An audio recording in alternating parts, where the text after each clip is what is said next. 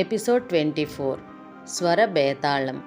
క్రితం ఎపిసోడ్లో మృత్యురూపంలో కిందన ప్రకాశ్రావు, వెనక నుంచి మంటలు.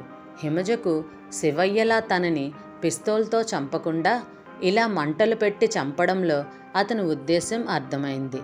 ఎందుకంటే తన బాడీలో బోర్పైప్ బిల్లెట్ ఉందని తెలిస్తే సాగర్ కనిపెట్టేస్తాడని అనుకుంటూ ఫైర్ ఇంజన్ వాళ్ళు వచ్చే అవకాశం లేదని, చుట్టూ ఉన్నవారికి తన గురించి తెలియదని అనుకుంటుంది. ప్రకాశ్రావు హిమని పిలవడం మానేసి ఆమె వైపు చూసి విలనీష్ నవ్వుతాడు. ఆ నవ్వులో దీంతో నీ పని అయిపోయిందన్నట్లు, ఇక నువ్వేం చెయ్యలేవని ఆ నవ్వు అర్థం. హిమజ తను చనిపోయేలోపు అతన్ని కొంచెమైనా గాయపరచాలని, మంటలకు వేడెక్కిన ట్యాంక్ వాటర్ని అతనిపై వెయ్యాలని ఒక వెనప ఊచను ట్యాంక్ చీలిక మధ్యలో పొడుస్తూ ఉండగా కింద ప్రకాశ్రావుకి హిమజ కనిపించకపోవడంతో ట్యాంక్ కిందకు వచ్చి పైకి చూడగా ఒక్కసారిగా ట్యాంక్ రెండుగా విడిపోయి ఆ వాటర్ ప్రకాష్ మీద పడి అతను గట్టిగా కేక వేసినా ఎవరికీ వినిపించకపోవడం, అతని శరీరం మాంసం మొత్తం ఉడికిపోయినట్లు అయిపోతుంది. ఇదంతా హిమజకేమీ తెలియదు. ఆమె పైనుంచి కిందికి దూకి స్పృహ కోల్పోతుంది. ఉపసంహారం. ప్రకాశ్రావు ఇంటి మీద దాడి చేయడంతో అతనికి చాలామంది ముఠాలతో సంబంధాలున్నట్లు అతని ఇంట్లో దొరికిన కాగితాల వల్ల తెలుస్తుంది. ఒక్కొక్కరు వాళ్ల పలుకుబడిని బట్టి ఎవరికీ అనుమానం రాకుండా దేశరక్షణకు సంబంధించిన సమాచారాన్ని సేకరించి విదేశీయులకు అందజేస్తూ ఉంటారు. కానీ ప్రకాశ్రావు మాత్రం తన దగ్గర వచ్చిన వాళ్లకు సలహాలిస్తున్నట్లుగా అన్ని రహస్యాలను విదేశాలకు అందించాడని తెలియడంతో మంత్రులు, ప్రధానమంత్రి ఆశ్చర్యపోతారు. ఈ కథ మొదలై పుష్కర కాలం అవుతుంది. ప్రకాశ్రావు డిఫెన్స్ మినిస్ట్రీలో డెప్యూటీ సెక్రటరీగా పనిచేస్తూ ఉండేవాడు. అతని భార్య ఆరోగ్యం ఎప్పుడూ బాగోకపోవడం, బయట పనులతో సతమతమై ఇంటికి వచ్చిన ప్రకాశ్రావుకు శారీరక మానసిక శాంతి దొరకకపోవడంతో అతను క్లబ్బుకు వెళ్తూ ఉండేవాడు. అక్కడ విశ్వనాథం అనే వ్యక్తి పరిచయం అవ్వడం, అతనికి సుందరి అనే కూతురు, గిరిధర్ అనే కొడుకు ఉన్నాడని తెలుస్తుంది. అతను కూతురు సుందరిని ప్రకాశ్రావు ఇష్టపడడం, తర్వాత విశ్వనాథం చనిపోవడంతో సుందరి ప్రకాశ్రావుల మధ్య శారీరక సంబంధం పెరుగుతుంది. అతని భార్యకు ఈ విషయం తెలియడంతో తరచూ ప్రకాశ్రావుతో గొడవలు పడుతూ ఉండేది. అదే సమయంలో ప్రకాశ్రావు భార్య సుందరికి ఒక అమెరికా సంబంధం చూసి పెళ్లి చేసి అమెరికా పంపేస్తుంది. దాంతో ప్రకాశ్రావుకి సుందరికి మధ్య ఏ సంబంధం లేకుండా పోతుంది. ఇది జరిగిన 5 ఏళ్లకు మళ్ళీ ప్రకాశ్రావు అమెరికా వెళ్ళవలసి రావడంతో అక్కడ రంగారావు, సుందరి అతనిని పట్టుబట్టి మరీ వాళ్ళింటికి తీసుకెళ్తారు. మరికొన్ని రోజులు సెలవు పెట్టిన ప్రకాశ్రావు అక్కడే ఉండగా రంగారావు రోజు ఆఫీస్ పనుల మీద ఉదయం వెళ్ళి రాత్రికి వస్తూ ఉండడంతో సుందరి ప్రకాశ్రావుల మధ్య మళ్ళీ శారీరక సంబంధం మొదలవుతుంది. వాళ్ళ మధ్య సంబంధాన్ని ఫిల్మ్గా చేసిన రంగారావు ప్రకాశ్రావుని బెదిరిస్తూ, నేను చెప్పినట్లు చేయకపోతే ఈ వీడియోని మీ బంధువులందరి దగ్గర చూపిస్తానని, సుందరి జీవితాన్ని నరకం చేస్తానని బ్లాక్మెయిల్ చేస్తాడు. అందుకు ప్రకాశ్రావు ఏం చేయాలని అడగ్గా రంగారావు తాను సిఐ ఏజెంటునని, తనకు దేశానికి సంబంధించిన రహస్యాలన్నీ తీసుకొచ్చి ఇవ్వాలని అంటాడు. దాంతో ప్రకాశ్రావు తాను ఎంత లోతుగా కూరుకుపోయాడో తెలిసి అతని షరతులను ఒప్పుకొని ఇండియాకి వస్తాడు. అది ప్రారంభం. వాళ్లకు కావలసిన సమాచారం అందజేయడానికి ప్రకాశ్రావుకి విదేశీ రాయబార కార్యాలయంలో పనిచేసే కొందరు అధికారులతో పరిచయం చేయబడింది. అందులో ముఖ్యుడు ఫ్రెంచ్ ఎంబసీలో పనిచేసే మైకేల్. అతను సిఐఏ ఏజెంట్ అని తెలిసి ఆశ్చర్యపోయాడు ప్రకాశ్రావు. మైకేల్ 4 ఏళ్లుగా పనిచేస్తున్న అతని మీద ఎవరికీ అనుమానం రాలేదు. దాదాపు అన్ని ఫంక్షన్లలోనూ కనిపిస్తుంటాడు. చలాకీగా కబుర్లు చెప్పి నవ్విస్తూ ఉంటాడు. మైకేల్ని కలవడానికి చాలా కష్టపడాల్సి వచ్చేది. ప్రకాష్ రావు సొంత కారులో వెళ్తే ఎవరైనా గుర్తుపట్టవచ్చు. ట్యాక్సీలో వెళ్తే సొంత కారు ఉండగా ట్యాక్సీలో తిరుగుతున్నందుకు కుమార్ నారాయణ్ను అనుమానించినట్లు తనని అనుమానించవచ్చు. ఆ రకమైన రిస్క్ తీసుకోదలుచుకోలేదు ప్రకాష్ రావు. రాత్రివేళ రహస్యంగా వెళుతూ ఉండేవాడు. మరింత ప్రమాదమని తెలిసిన అప్పుడే వచ్చింది అతనికో ఉపాయం. గిరిధర్ చదువు పూర్తి చేసుకుని వ్యాపారం చెయ్యాలన్న ఆలోచనలో ఉన్నాడు. అతని చేత వీనస్ ఇంపోర్ట్స్ అండ్ ఎక్స్పోర్ట్స్ సంస్థను ప్రారంభింపజేశాడు. ఆ ఆఫీసులో అందర్నీ కలుస్తూ ఉండేవాడు. వీనస్ సంస్థకు ఫ్రాన్స్తో ఉన్న వ్యాపార సంబంధంతో అక్కడ ఎవరిని అనుమానించేవాళ్లు కాదు. తను ఫోన్ చేసుకోవడానికి అనుకూలంగా ఉండేటట్లు అక్కడ అధునాతనమైన ఎలక్ట్రానిక్ స్విచ్ బోర్డుని పెట్టించాడు. ఆ తర్వాత ఆయన మరొక ప్లాన్ వేశాడు. డాక్టర్ రామకృష్ణ ఆయనకు చాలా కాలంగా తెలుసు. ఆయన అమాయకత్వం గురించి, జీవితంలో అతని అనుభవాల గురించి వివరంగా తెలుసు. బలవంతం చేసి రామకృష్ణను ఇండో తైవాన్ ఫ్రెండ్షిప్ అసోసియేషన్కు ప్రెసిడెంట్గా చేశాడు. ఆ అసోసియేషన్లో కేంద్ర మంత్రులు, పార్లమెంట్ మెంబర్లు సభ్యులుగా ఉన్నారు. వాళ్ళ ద్వారా తనకు కావలసిన సమాచారం సేకరించడానికి సులువైంది ప్రకాష్ రావుకు. ఈ రకంగా అతని వ్యవహారంలో పూర్తిగా కూరుకుపోయాడు. 3 ఏళ్ల పాటు ఎట్లాంటి అంతరాయం కలగకుండా అతని పని కొనసాగింది. ఈ 3 ఏళ్లలో సుందరిని 2 సార్లు పంపించాడు రంగారావు. అతను ఆమెను ఒక్క మాట కూడా అనలేదని, ఇంకా ప్రేమగా చూసుకుంటున్నాడని, బలవంతంగా ఇండియా పంపింది అతనేనని చెప్పింది సుందరి. విని ఆశ్చర్యపోయాడు ప్రకాష్ రావు. అంతేకాదు, ప్రకాష్ రావు పేరున స్విస్ బ్యాంక్లో ఒక అకౌంట్ తెరిచానని కూడా తెలిసిందాయనకు. అయితే సుందరికి అమెరికా ఆకర్షణ తగ్గిపోయిందప్పుడు. కేవలం డబ్బు కోసం ప్రకాష్ రావుతో సంబంధాన్ని ఆమోదిస్తున్న రంగారావు దగ్గర ఆమె ఉండలేకపోతుంది.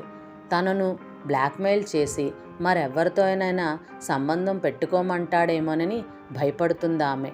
రెండోసారి వచ్చినప్పుడు ఇక వెళ్ళనని గొడవ చేసింది. ప్రకాష్ రావు అనునయించాడు. కొన్నాళ్లలో తను సర్వీస్ నుంచి రిటైర్ అవుతానని, అప్పుడిక వాళ్ల బాధ అంతగా ఉండదని, అప్పుడేదైనా ఉపాయం ఆలోచిస్తానని చెప్పాడు. ఆయన అనుకున్నట్లు రిటైర్ అయినా వాళ్ళతనిని వదలలేదు. అప్పటికే పద్మజ అతని దగ్గర పనిచేస్తుంది. ఆమె ద్వారా తమకు కావలసిన సమాచారం సేకరించమని పట్టుబట్టారు. నిండా మునిగినవాడికి చలేమిటన్నట్లుగా ఒప్పుకున్నాడు ప్రకాష్ రావు. ఆయనకిప్పుడు ఈ పని చాలా థ్రిల్లింగ్గానే ఉంది. రిటైర్ అవ్వగానే ప్రకాష్ రావుని మేఘాలయ గవర్నర్గా నియమిస్తానన్నాడు ప్రధానమంత్రి. మర్యాదగా తోసిపుచ్చాడు ప్రకాష్ రావు. తనిక పూర్తి విశ్రాంతి తీసుకోవాలనుకుంటున్నానని చెప్పాడు. ఉన్నత వర్గాలలో ఆయన గౌరవం మరింత పెరిగింది. ప్రధానమంత్రి ఆయనను స్పెషల్ అడ్వైజర్గా నియమిస్తానన్నాడు. దానికి కూడా ఆయన ఒప్పుకోలేదు. ఏ సమయంలోనైనా తన సహాయం ఉంటుందని, అది ఉద్యోగ బాధ్యతగా చేయవద్దని వేడుకున్నాడు. ఆయన మీద గౌరవంతో ప్రధానమంత్రే కాకుండా ఇతర మంత్రులు, ఉన్నతాధికారులు అన్ని పథకాలకు ఆయన సలహా అడగడానికి వచ్చేవారు. ఆయన సలహా పాటించేవారు కూడా. పద్మజ అయితే దేశ రక్షణకు సంబంధించిన ఏ వ్యవహారమైనా ఆయనతో సంప్రదించి చేస్తుండేది. ఈ రకంగా ఆయన కార్యకలాపాలు యథావిధిగా సాగిపోయాయి. శేఖరానికి పద్మజ మీద ఉన్న అభిప్రాయం తెలిసిందాయనకు శివయ్య ద్వారా. శివయ్యను తన మనిషిగా చేసుకున్నాడు చాలా కాలంగా. సోమశేఖరం ఇంటిలో శివయ్య చాలా చనువుగా ఉండేవాడు. సోమశేఖరం పద్మజలా అమాయకంగా వచ్చి అన్ని విషయాలు చెప్పడు. ప్రకాష్ రావు ఇంటికి రావడానికి కూడా ఇష్టపడేవాడు కాదు. శివయ్య అతని యాక్టివిటీస్ అన్నీ తెలుసుకుని ప్రకాష్ రావుకి అందజేసేవాడు. శేఖరం డైరీలు చదివి వస్తూ ఉండేవాడు. పద్మజ వివాహం శేఖరంతో జరిగితే పద్మజ తనకు దగ్గరకు ఎక్కువగా రాదని, వచ్చిన శేఖరం తన విషయం పసిగడతాడేమోనని అనుమానపడ్డాడాయన. పద్మజకు శేఖరం మీద అలాంటి అభిప్రాయం లేదని తెలిసాక కాస్త కుదుట పడ్డాడు. ఏం చేయాలోనని ఆలోచిస్తున్నాడు. ఆ సమయంలో పద్మజ వచ్చిందాయన దగ్గరకు. ఫ్రాన్స్ నుంచి ఆయుధాలు తెప్పిస్తున్నారు అన్న వార్తతో. అలా ఒక ప్రైవేట్ నౌకలో ఆయుధాలు తెప్పించడం నచ్చలేదామెకు. కానీ ఆమె చేతుల్లో ఏమీ లేదు. అప్పుడే ప్రకాశ్రావు ప్లాన్ రూపుదిద్దుకుంది. గిరిధర్ అప్పటికే శివరాం అన్న పేరుతో కొన్ని రహస్య వ్యాపారాలు సాగిస్తున్నాడు విదేశాలలో. అయితే శివరాం మీద అనుమానం వచ్చేసింది కొన్ని దేశాలలో. అతని మీద ఒక కన్నేసి ఉంచాలన్న వార్త అందరికీ అందింది. ఇక శివరాంకు స్వస్తి చెప్పి గిరిధర్గా బతకాలని నిశ్చయించుకున్నాడు. అతను ప్రకాశ్రావు ప్లాను వేశారు. 2 రకాలుగా లాభం వచ్చేటట్లు. ఆయుధాలు అమ్మడం ద్వారా చాలా డబ్బు సంపాదించవచ్చు. ఎప్పటికైనా విదేశాలకు వెళ్ళి సెటిల్ అయిపోవచ్చు సుందరితో పాటు. శివరాంను చంపేయడానికి ఇది మంచి అవకాశం కూడా. ఓ చిన్న ఉపద్రవం మినహా వాళ్ల ప్లాను విజయవంతంగా ముగిసింది. తర్వాత కార్యక్రమం గిరిధర్ను పద్మజకు పరిచయం చేశాడు. శేఖరం విషయంలో పద్మజ ఒక నిర్ణయం తీసుకోకమునిపే వారిద్దరి మధ్య స్నేహాన్ని పెంచాలనుకున్నాడు ఆయన. పద్మజ అభిరుచులు, అలవాట్లు ముందుగానే తెలిసినవాడవడంతో గిరిధర్ పద్మజను వెంటనే ఆకర్షించాడు. శేఖరం ఊరి నుంచి రాకుండానే పెళ్లి విషయం కూడా కదిపాడు. పద్మజ సులభంగానే ఒప్పుకుంది. శేఖరం అనుకోకుండా తాజ్ హోటల్లో బస చేయడం, తన పరిశోధనలో ప్రకాశ్రావు గిరిధర్ అనే వ్యక్తితో బొంబాయిలో అదే హోటల్లో దిగాడని తెలుసుకోవడం జరిగింది. వాళ్లకు హోవర్డ్కు సంబంధం ఉందని తెలుసుకున్నాడు. అనుమానంతో శేఖరం తిరిగి వచ్చాడు. రాగానే ఇంట్లోనే అతనికి తెలిసింది పద్మజ గిరిధర్ల వివాహం గురించి. అతనికి ఏం చేయాలో తోచలేదు. ప్రకాశ్రావుని గిరిధర్ను పట్టివ్వడానికి పూర్తి సాక్ష్యాలను సంపాదించలేదు. ఇంకా తను అనుమానం గురించి పద్మజతో చెప్పినా తాను వాళ్ల వివాహానికి అడ్డుపడుతున్నాననుకుంటుందేమోనని భయపడ్డాడు. ప్రకాశ్రావుని పద్మజ ఎంత గుడ్డిగా నమ్ముతుందో కూడా బాగా తెలుసు అతనికి. అతను వివరంగా రాయాలనుకుని కూర్చున్నప్పుడు అనుమానం వచ్చిన శివయ్య అతన్ని ఏదో మిష మీద లోపలకు పంపి ఆ ఉత్తరాన్ని చదివేవాడు. వెంటనే ఆ విషయం తెలియజేశాడు ప్రకాశ్రావుకి. ఆయనకేం చేయాలో తోచలేదు. ఇంతకాలం తను జాగ్రత్త పడినా చివరి క్షణంలో అది బయటపడబోతుందని తెలియగానే ఆయనకు శేఖరం మీద చాలా కోపం వచ్చింది. శివయ్యకు చెప్పాడు చెయ్యవలసిందేమిటో. ఆయన చెప్పినట్లు శివయ్య సోమశేఖరం పిస్తల్ని తన వేలిముద్రలు పడకుండా తీసుకొచ్చాడు. శేఖరం, పద్మజ తోటలో మాట్లాడుకుంటున్నప్పుడు అక్కడే ఉన్నాడు తను చెట్లు వెనుక. శేఖరం తన అనుమానం గురించి చెప్పడానికి ప్రయత్నిస్తే అక్కడే ఇద్దరినీ కాల్చేయాలని అతని ఉద్దేశం. శేఖరం పద్మజను చంపి తను ఆత్మహత్య చేసుకున్నట్లు నిరూపించాలని ప్లాను. దురదృష్టవశాత్తు శేఖరం అసలు విషయం చెప్పకముందే పద్మజ లోపలకు వెళ్ళిపోయింది.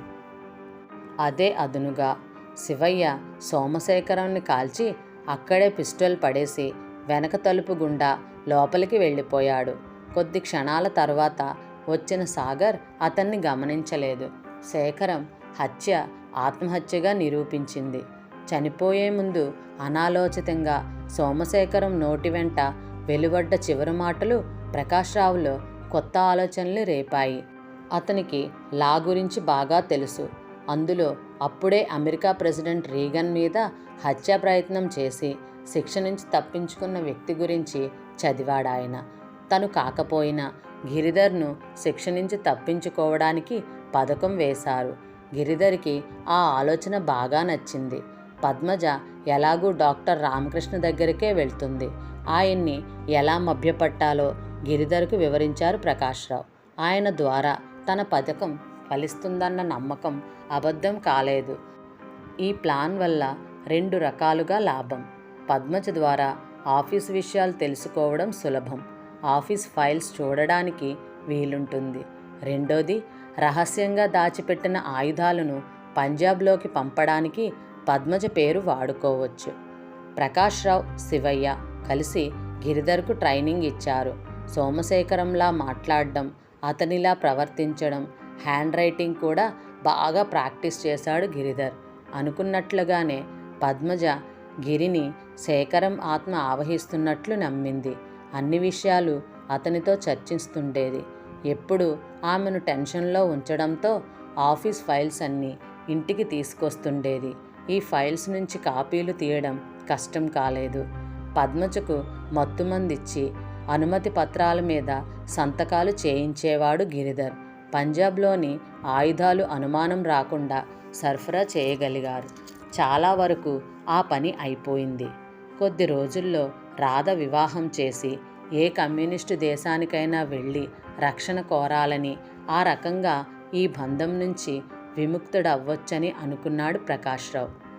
అయితే హిమజ, సాగర్ తమని అనుమానిస్తున్నట్లు తెలిసింది గిరిధర్కు. అప్పుడు వెంటనే వాళ్ల వల్ల అపకారం లేకపోయినా ముందు ముందు ఏ ప్రమాదం జరగకుండా ఉండాలంటే తనని శేఖరం ఆత్మ ఆవహిస్తున్న విషయం బయట ప్రజలకు తెలిసి ఉండడం మంచిదని అభిప్రాయపడ్డాడు గిరిధర్.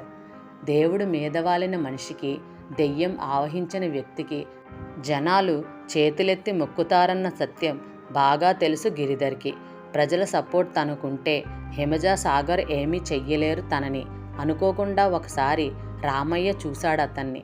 పద్మజను మత్తులో ఉంచి సంతకాలు చేయిస్తుండగా ఎవరికీ అనుమానం రాని విధంగా అతన్ని హత్య చేశారు. ఆ వార్తకు ఎక్కువ ప్రాముఖ్యం రాకుండా ఉండడానికి ఇన్స్పెక్టర్ ముందే నాటకం ఆడాడు గిరి. అతను అనుకున్నట్లుగానే ఆ వార్త పత్రికలకు ఎక్కింది.